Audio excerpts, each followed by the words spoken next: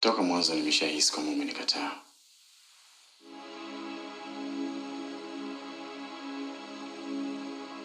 Unahisi pengine mimi sifai kufanya kazi kwenye ofisi yako.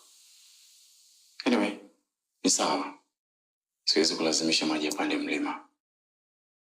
Isipokuwa tunachotaka ujue ni kitu kimoja, kwamba sisi ni binadamu.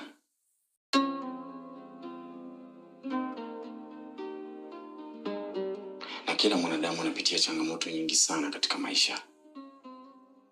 Mwenyezi Mungu anapokupa nafasi ya kuwa na maisha fulani, na ukahisi kwa nafasi yako unaweza kumsaidia mtu mwingine, basi acha kuikunja roho yako.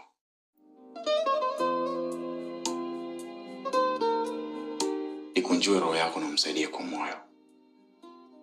Ukifanya hivyo utaongeza baraka katika biashara zako. Lakini kuwa na chuki, kuwa na dharau, kumuona mtu afai,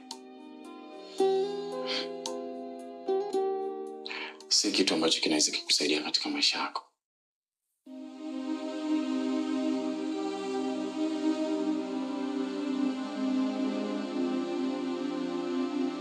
Okay. Nakutakia kazi njema.